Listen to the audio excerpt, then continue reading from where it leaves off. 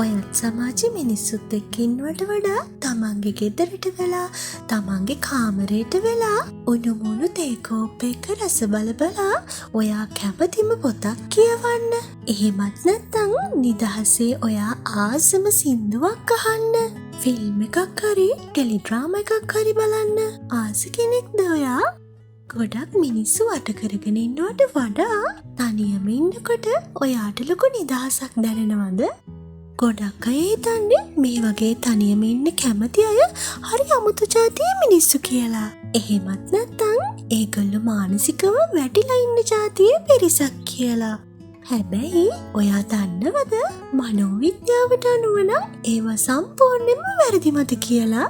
තනියෙන් තමන්ගේ නිදහසේ ඉන්න කැමති මිනිස්සු සාමාන්‍ය මිනිස්සුන්ට වඩා සුවිශේෂී වුණ ඉතාමත්ම බලවත් පෞරුෂත්ව ලක්ෂණ පෙන්වන අය.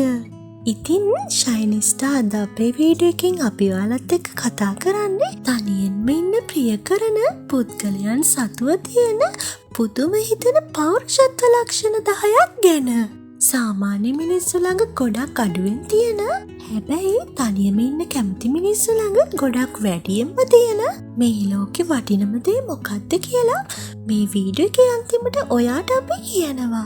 වීඩියෝ එකට ලයික් එකකුත් දාලා ශයිනිස්ටා අපිව සබ්ස්ක්‍රයිබ් කරගෙනම වීඩියෝ එකට යන්න කියලා අපි ඔයාලගෙන් ඉල්ලනවා.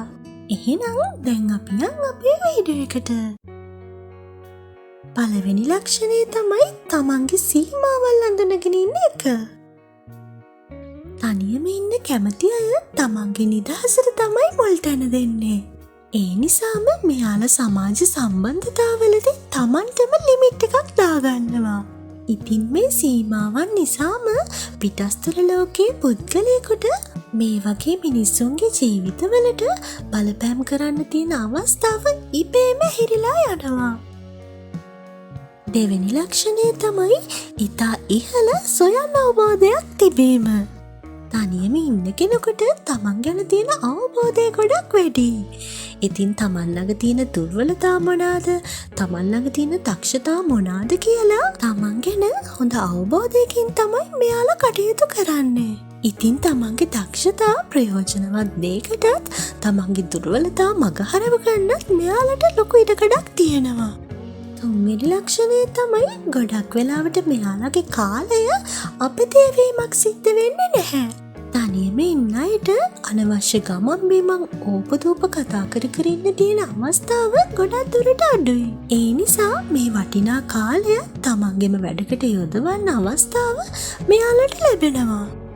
හතරවෙනි ලක්ෂණය තමයි චිත්තවේගීය ස්ථාවර භාවය. තමන්ගේ ජීවිතයට ප්‍රශ්නයක් ආවම තනියම ඉන්න අය නම් ලේසියෙන් කලබල වෙන්නේ නැහැ. මනස සංසුන්ව තියාගෙන තනියම කල්පනා කරලා ඒ ප්‍රශ්නෙට හොඳම විසඳුමක් හොයාගන්න තරම් පුදුමාකාර හැකියාවක් මෙයාලට තියෙනවලු. ඔන්න පස්වෙනි ලක්ෂණය තමයි දැඩි විශ්වාසවන්ත හා මිත්‍රශීලී අය වීම. සෝෂල් මීඩියා වල සැබෑ ලෝකෙම මෙයාලට යාළුවෝ දසදහස් ගාණක් නැති වුණාට ළඟින්ම ආශ්‍රය කරන දෙතුන් දෙනාට මෙයාලා අවංකවම විශ්වාසවන්තවම කටයුතු කරනවලු.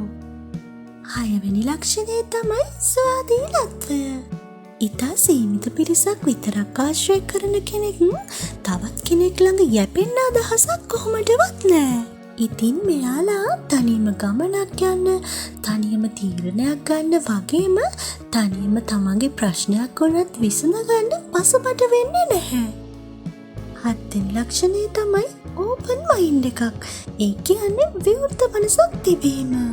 තනියම ඉන්න කැමති කෙනෙක් මේ ලෝකෙ දිහා මේ හැමදේම දිහා බලන්නේ හරි විවෘත මනසකින්ලු.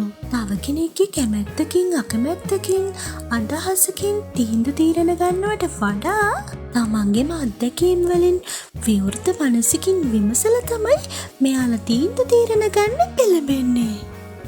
අටවෙනි ලක්ෂණය තමයි දැඩි අවධානය හා නිරීක්ෂණ ශක්තිය. සාමාන්‍ය මිනිස්සුන්ට මගහැරෙන පුංචි පුංචි දේවල් පවා මෙයාලට ඉක්මනින්ම ග්‍රහණය කරගන්න පුළුවන් වෙන නිසා අවත වටපිටාව මිනිස්සු ගැන වුණත් ඉතා තියුණු විදිහට නිරීක්ෂණය කරන්න මෙයාලට පුළුවන්කමක් තියෙනවා. ඔන්න 9 වෙනි ලක්ෂණය තමයි නිර්මාණශීලීත්වය. තනියෙන් ඉන්න කැමති මිනිස්සු අතරින් තමයි ලෝක ප්‍රකට කලාකරුවන්, ලේඛකයන්, නව නිපුණකරුවන් බිහි වෙලා තියෙන්නේ. මොකද සද්දපද්ද පිරුණු ලෝකයකට වඩා නිහඬ නිස්කලංක පරිසරයක තමයි නිර්මාණශීලී අදහස් උපදින්නේ. අවසාන වගේම වැදගත් ලක්ෂණය තමයි මෙන්න මේක.